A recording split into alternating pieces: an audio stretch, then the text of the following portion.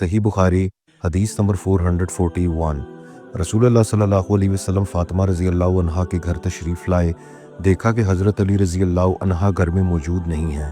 آپ نے دریافت فرمایا کہ تمہارے چچا کے بیٹے کہاں ہیں؟ انہوں نے فرمایا کہ میرے اور ان کے درمیان کچھ ناگواری پیش آ گئی اور وہ مجھ پر خفا ہو کر کہیں باہر چلے گئے ہیں اور میرے یہاں قیلولہ بھی نہیں کیا ہے۔ اس کے بعد رسول اللہ صلی اللہ علیہ وسلم نے ایک شخص سے کہا کہ علی رضی اللہ عنہ کو تلاش کرو کہ کہاں ہیں۔ وہ آئے اور بتایا کہ مسجد میں سوئے ہوئے ہیں۔ پھر نبی کریم صلی اللہ علیہ وسلم تشریف لائے۔ حضرت علی رضی اللہ عنہ لیٹے ہوئے تھے، چادر آپ کے پہلو سے گر گئی تھی اور جسم پر مٹی لگ گئی تھی۔ رسول اللہ صلی اللہ علیہ وسلم جسم سے دھول جھاڑ رہے تھے اور فرما رہے تھے، اٹھو ابو تراب اٹھو۔ صحیح بخاری حدیث نمبر 442۔ آپ نے فرمایا کہ میں نے 70 اصحاب صفا کو دیکھا کہ ان میں سے کوئی ایسا نہ تھا جس کے پاس چادر ہو، فقط تہ بند ہوتا یا رات کو اڑنے کا کپڑا جنہیں یہ لوگ اپنی گردنوں سے باندھ لیتے۔ یہ کپڑے کسی کے آدھی پنڈلی تک آتے اور کسی کے ٹخنوں تک۔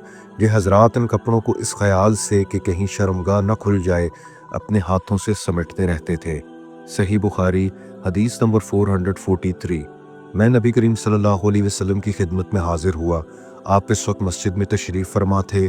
مسعر نے کہا، میرا خیال ہے کہ محارب نے چاشت کا وقت بتایا تھا۔ حضور اکرم صلی اللہ علیہ وسلم نے فرمایا کہ پہلے 2 رکعت نماز پڑھ، اور میرا حضرت صلی اللہ علیہ وسلم پر کچھ قرض تھا جسے آپ نے ادا کیا اور زیادہ ہی دیا۔ صحیح بخاری حدیث نمبر 444۔ رسول اللہ صلی اللہ علیہ وسلم نے فرمایا، جب تم میں سے کوئی شخص مسجد میں داخل ہو تو بیٹھنے سے پہلے 2 رکعت نماز پڑھ لے۔ صحیح بخاری حدیث نمبر 445۔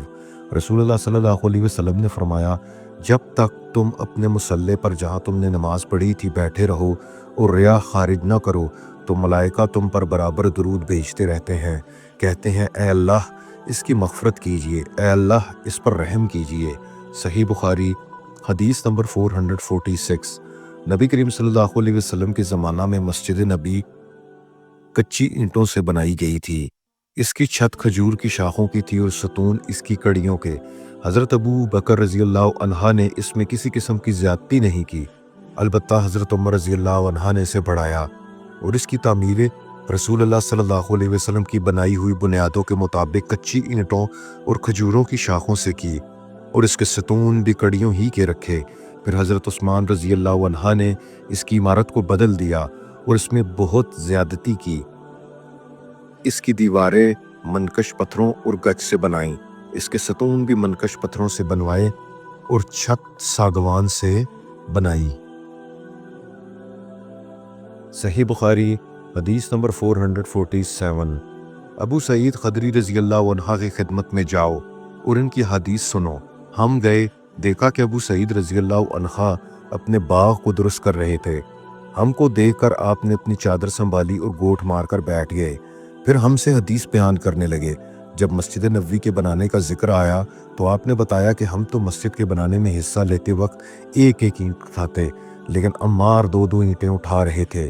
حضرت صلی اللہ علیہ وسلم نے انہیں دیکھا تو ان کے بدن سے مٹی جھاڑنے لگے اور فرمایا، افسوس عمار کو ایک باغی جماعت قتل کرے گی جسے عمار جنت کی دعوت دیں گے اور وہ جماعت عمار کو جہنم کی دعوت دے رہی ہوگی۔ ابو سعید خدری رضی اللہ عنہ نے بیان کیا کہ حضرت عمار رضی اللہ عنہ کہتے تھے کہ میں فتنوں سے خدا کی پناہ مانگتا ہوں۔ صحیح بخاری حدیث نمبر 448۔